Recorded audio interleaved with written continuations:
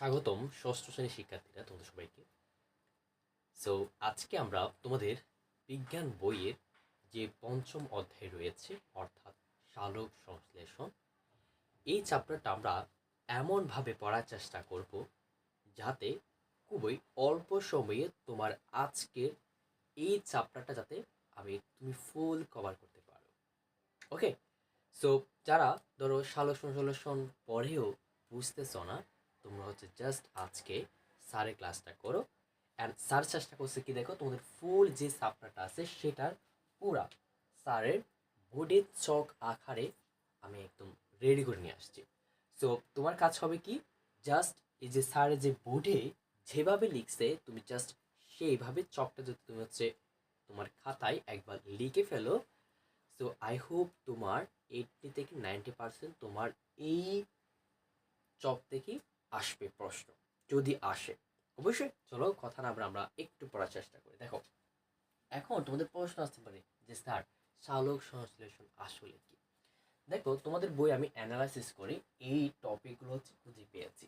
অর্থাৎ আমরা এই টপিকগুলো বুঝতে পারলে আমাদের সালোক সংশ্লেষণ যে যদি কোনো প্রবলেমের সমস্যা থেকে থাকে তাহলে অবশ্যই সলভ হবে। দেখো, প্রথমে উদ্ভিদ কিভাবে আসলে খাদ্য প্রস্তুত করে। দেখো, পৃথিবীতে বা জীবজগতে যদি কেউ নিজের খাদ্য নিজে তৈরি করতে পারে তা হচ্ছে উদ্ভিদ। তা কি বলতো, উদ্ভিদ। এবং আমরা ছোটবেলায় পড়ে আসছি যে জীব কি বলতো, জীব হচ্ছে দুই প্রকার, তাই না? জীব হচ্ছে কয় প্রকার বলতো?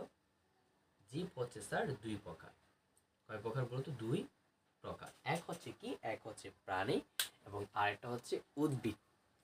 এই দুটি জীবের মধ্যে শুধু উদ্ভিদই পারে নিজের খাদ্য নিজে তৈরি করতে। তার মধ্যে দেখো যে উদ্ভিদ কিভাবে খাদ্য প্রস্তুত করে, এখন আমরা সেটা দেখার প্রস্তুত করব।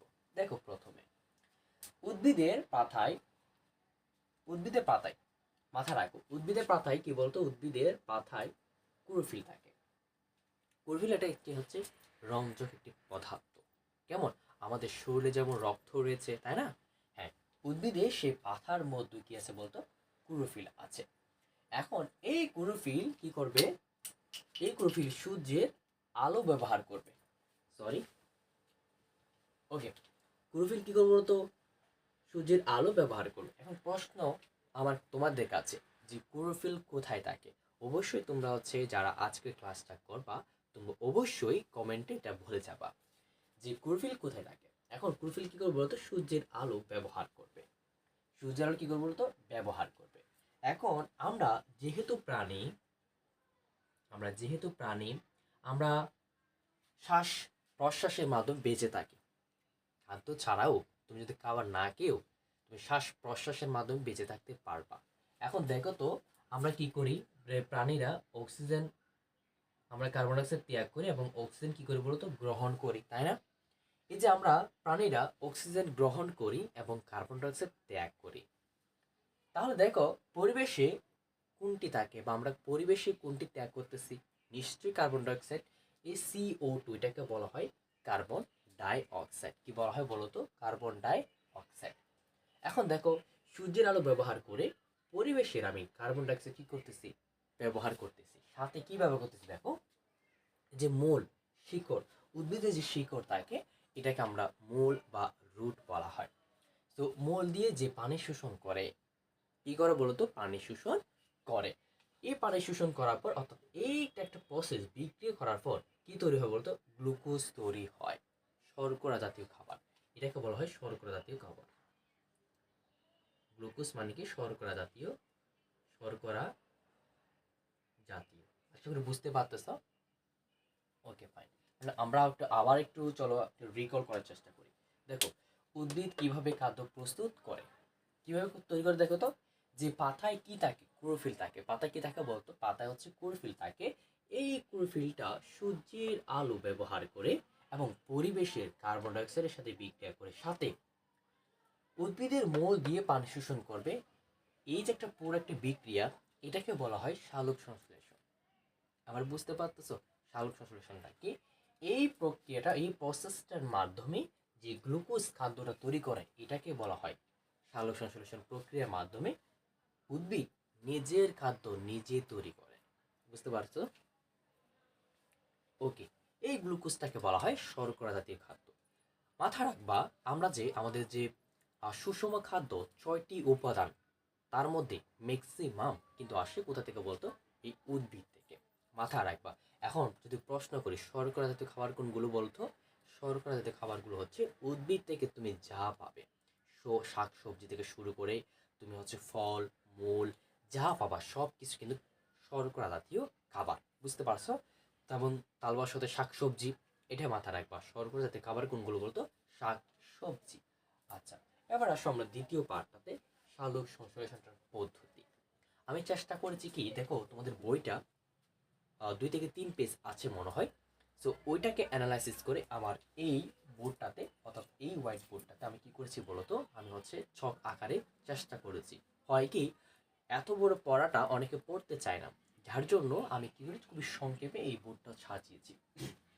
দেখো প্রথমে আমরা কি করব, দেখো প্রথমে আমরা সালোক সংশ্লেষণ পদ্ধতিটা আসলে কিভাবে হয় একটু দেখার চেষ্টা করি। প্রথমে কি দেখো, কার্বন ডাইঅক্সাইড। শুরুতে বললাম কি বলা হয় বলতো? Carbon die oxide. এখন কার্বন ডাই অক্সাইড পানির সাথে বিক্রিয়া করবে। তো বিক্রিয়ার মধ্যে দেখো প্রভাবে কে থাকবে? আলো অবশ্যই থাকতে হবে, আমরা কিছুক্ষণ আগে এটা দেখে আসছি। এখন ক্লোরোফিল থাকবে।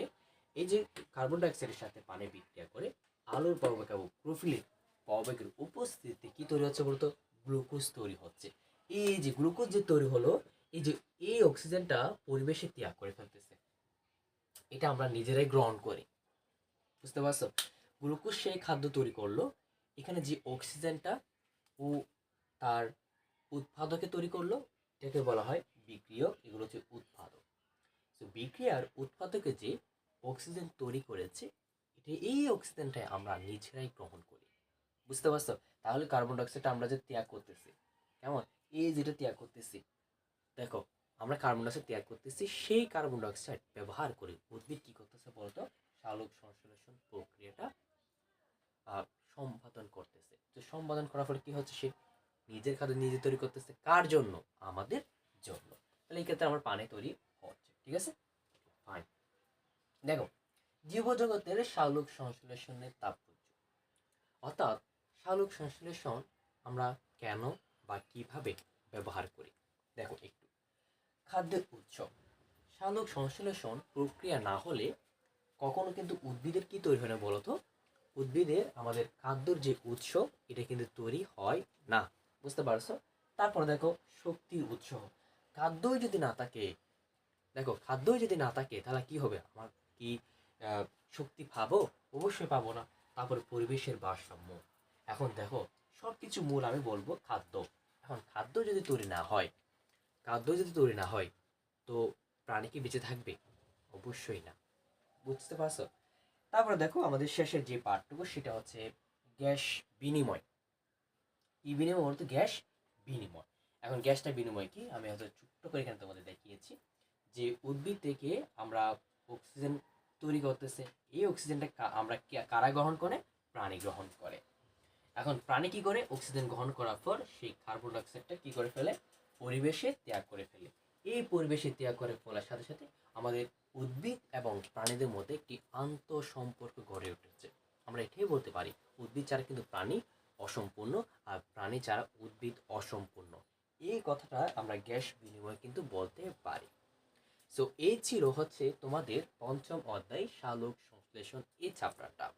সো আই হোপ তোমাদেরকে আমি খুবই অল্প সময়ে অল্প কিছু ছকের মাধ্যমে তোমাদেরকে বোঝাতে পেরেছি।